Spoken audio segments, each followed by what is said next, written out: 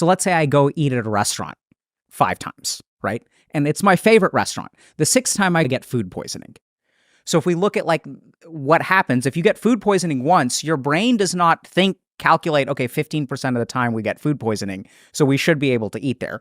All it takes is one negative experience to bias all of our recollections of the past. And that's a survival mechanism, right? So let's think about like when we were evolving, let's say I go to a watering hole to get water, but the 6th time I go, a crocodile jumps out at me. It is of a lot of benefit for my survival if I go back and question the last 5. Did I get lucky? Was that actually safe? Who knows? So one of the things that we know, and there's a fascinating field of science which is emerging now called neuroeconomics. And neuroeconomics is fascinating because it looks at all of these cognitive biases that we have, especially around negative experiences. And one of the things that we learned is that the human brain doesn't want to perceive reality. It wants to adjust reality for the benefit of survival. And I'll give you just a really interesting and terrifying example of that. So our brain, when we look at, let's say I'm going to ask a girl out on a date, okay? So our brain, when I think about asking the girl out on the date, the dopaminergic centers of my brain, the nucleus accumbens, the place that I feel pleasure. So if I ask her out and she says yes, I feel an exhilaration of pleasure. The dopaminergic circuits of my brain in a hypothetical yes do not activate. But the negative emotional circuitry in my brain can activate and actually make me suffer based on a hypothetical. So if you've ever been in this situation and you think about how things go wrong, that's not a hypothetical. You can feel the pain of a future loss today, but you cannot feel the pleasure of winning an award or getting a trophy today. Literally, hypotheticals can activate your negative emotional circuitry in the present, but they do not activate your dopaminergic circuitry. Wow. And this is one of the reasons why we're so biased towards the negative. So it's a fundamental neuroscientific asymmetry. 100%. And we didn't know this even 10 years ago because now we know so much about human behavior. We know so much about neuroscience that we can actually look at some of these behaviors that people have where people are very risk averse, right? And we know what the neuroscience of it is. That is crazy. Why is anxiety, depression, and attention or lack of focus, why does it seem like those 3, maybe some others, but largely those 3 are the emotions du jour of the modern world? What is it that's activating those particular pathways? Anxiety, depression, attention deficit? So I've got kind of 2 answers. One is like an Eastern answer and one is a Western answer. So let's understand a couple of things. So I personally think if you take an Eastern perspective, this is all rooted in a lack of attention. So if we look at, let's say, depression or anxiety. So a big experience of depression is shame or regret. People are not usually depressed about the future. They're usually depressed about the past. And even if you think you're depressed about the future, the reason you're depressed about the future is because of the conclusions about yourself that you draw from past behavior, right? So I'm hopeless about the future because I'm a loser. Well, where did that conclusion of I'm a loser come from? It came from past experiences. So if we look at it from an Eastern perspective, the mind has 3 places it can be. It can be in the present, it can be in the past, or it can be in the future. And one of the things that we kind of know is that if my mind is stuck in the past, that's where we have depression, where there's regret and there's shame about past actions.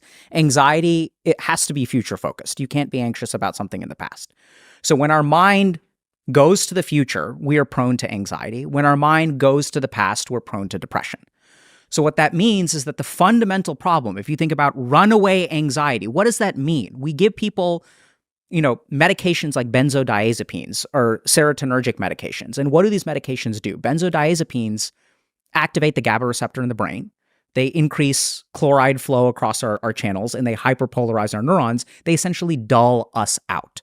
So one of the treatments for anxiety is to literally turn the brain down to 50% function. That is our treatment, okay? Serotonergic medications work in some similar ways. So what that means is we're trying to literally dull out the brain. And why is that? That's because the brain has gotten out of control. We cannot control our anxiety. We're stuck in a thought loop. There's a panic attack, whatever. So if we really look at it, what's the root of the problem? If you can stop thinking about it, then the anxiety goes away. enter addiction. This is where technology comes in because, hey, what is the best way to stop thinking about something? Let me watch some pornography, because when I'm watching pornography, when I'm playing a video game, I'm no longer worrying about tomorrow. So now what's happened is we bring our attention to the present, because when I'm playing a video game, I'm not thinking about the future. That's the whole joy of it, right? I'm playing against this guy. I'm going to own him in the game, right? So it brings our attention to the present, which is why it's so addictive. Now, this creates a problem, though, because once I use a video game as a crutch to bring myself to the present, then my frontal lobes weaken. I cannot control my mind anymore. So the second I stop playing a video game, my mind will return to anxiety or depression. Because it's been so buttressed and reliant on the technology. Absolutely. To step in. Right? So it's like we're taking the elevator instead of the stairs every single day in our mind. And so we become deconditioned. Mm-hmm.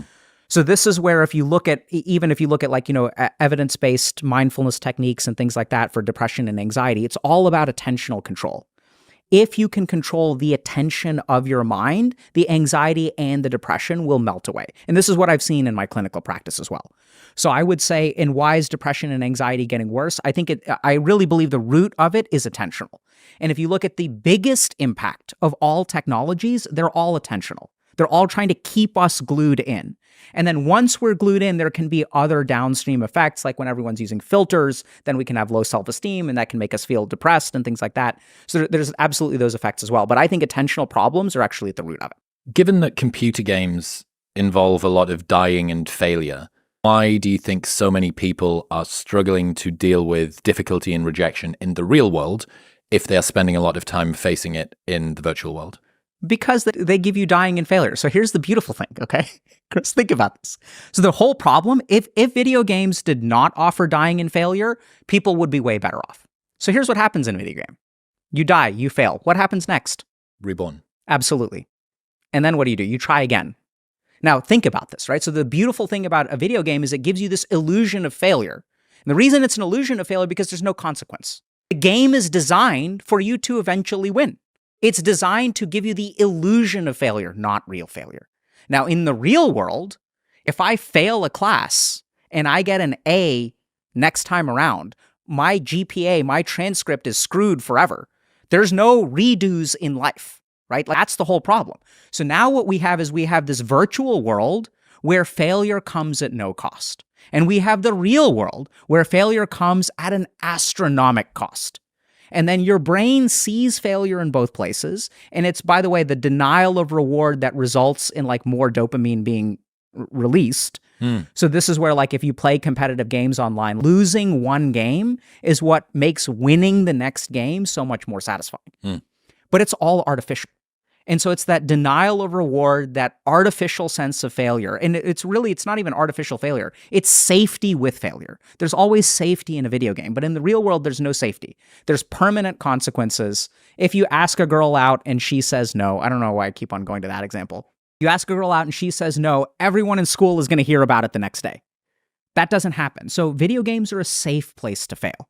There's a fascinating study, and I can send you all the reference, where a group of researchers basically looked at, they had people map out physical sensations when they are feeling an emotion. So if you think about butterflies in the stomach, a lump in my throat, it feels like I got kicked in the balls, heartache, right? So we actually have a somatic map. Anytime we have an emotion, remember, an emotion is not mental. Nothing is just mental. Everything is physiological too. So one of the best things that you can do, and this is like literally a sequence that I go through, is oftentimes we as men don't know that we're feeling emotions. Like even when we're feeling, we don't feel them, but they're active. That's the way I would put it. So what I'd have people do is ask them to pay attention to your body. What do you feel in your body? Where do you feel tightness? Where do you feel discomfort? Do you feel jittery? Do you feel like wiggling around? So zone into that. And it's beautiful how good men are at this. So the second question that you write it down, really pay attention to what you're feeling. And then ask yourself a hypothetical. If another person were feeling these things, what emotion do you think they could be feeling? If someone's feeling butterflies in the stomach and pain in their chest and tightness in their throat, what emotions do you think those could be? And this is where our rational mind kicks in. Maybe that's sadness, maybe that's anxiety, maybe that's worry, maybe that's love. And then something beautiful happens. Do you think you could be feeling those things? And then people will say, oh my God, yeah, I'm feeling all of those things. And this is what makes it so hard, is that if we don't know, if we haven't been trained in our emotions, what makes it hard to isolate emotions is that frequently we feel many of them at the same time, and many of them in ways that feel conflicted, right? So when I get dumped, what do I feel? I feel love, I feel grief, I feel sadness, I feel hopeless, I feel relieved, right? At least it's over now, but we're not aware because it's so complex. So I'd say start with your body, really ask yourself some of these questions, and then you'll be amazed at how far you can get.